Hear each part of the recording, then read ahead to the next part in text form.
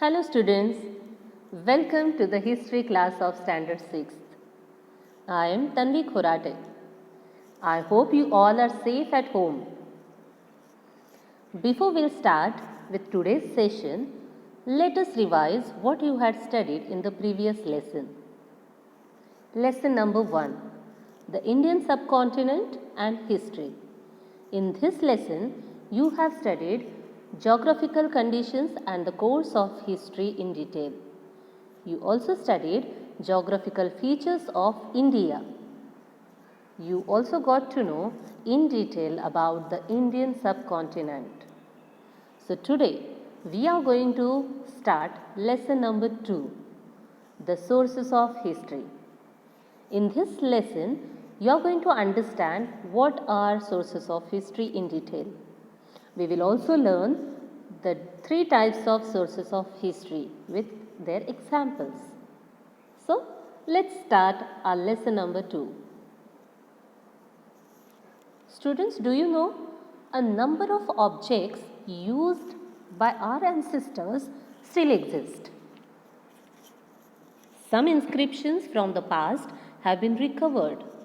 Sources like these help us to understand our history.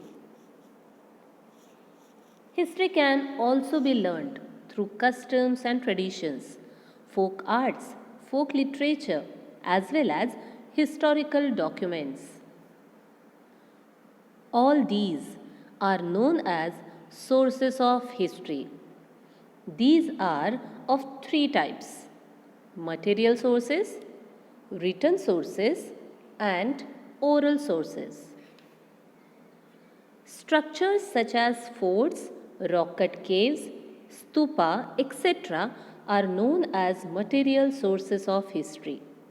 Students, try to guess what other structures can be called material sources. Yes, I have given you few clues. I have given images.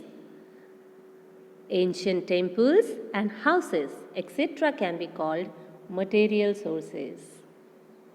Let us move to the first type of source, and that is material sources. Man uses a variety of things in his day-to-day life. They are known as artifacts.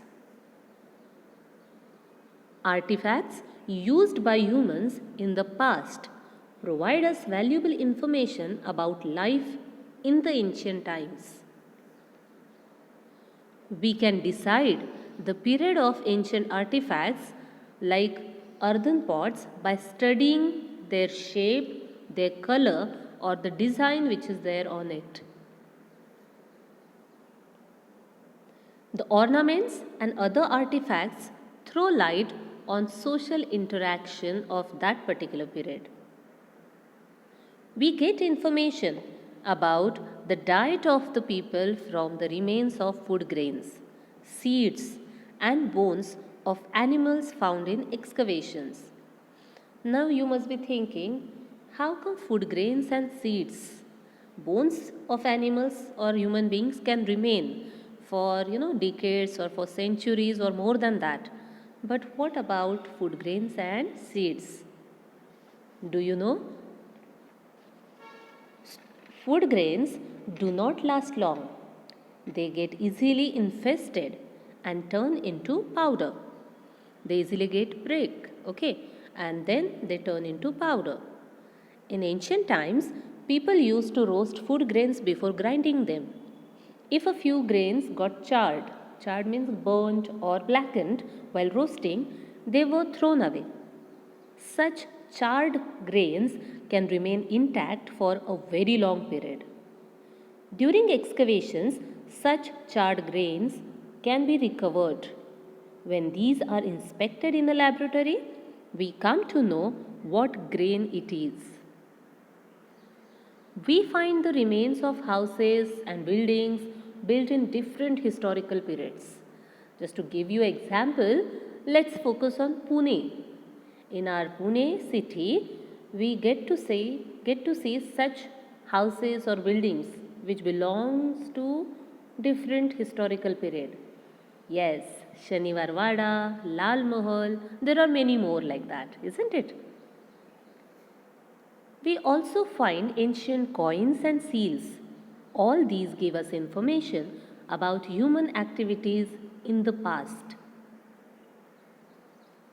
All such artifacts, articles, monuments, or their ruins are called the material sources of history.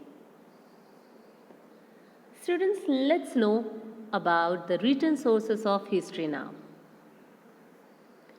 Written sources of history include inscriptions carved on temple walls, walls of rock cut caves, or inscriptions on rocks, inscriptions on copper plates, pots, bricks, and on writing sheets made from palm leaves or birch bark, etc. The Stone Age people have recorded many events and expressed their emotions in paintings on rocks. It was only after thousands of years that man learnt the art of writing. In the beginning, humans used symbols, signs to record their thoughts and ideas. Do you remember we have studied this in last year's history? However, it took thousands of years for a script to develop from these. In the beginning, man wrote on potsherds. Potsherds means, broken pieces of pots. Then unbaked bricks using pointed objects. He also used birch tree bark, that is bhurja tree bark, to write on.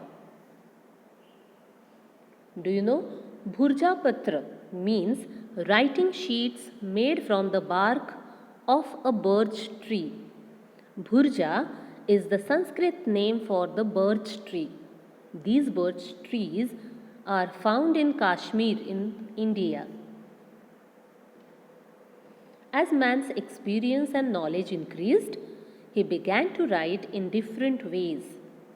He began to record the events that took place around him. Accounts of the proceedings of royal courts were also written systematically.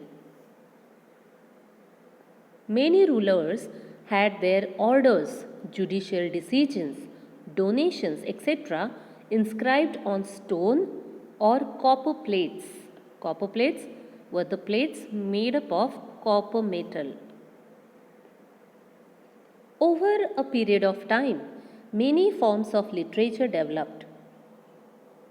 They included books on religious and social subjects, plays, poetry, travelogues. Travelogues are the accounts of a person who used to travel, a traveler. When he used to visit new place, he used to observe that place and he used to write about it in his book or in his writings.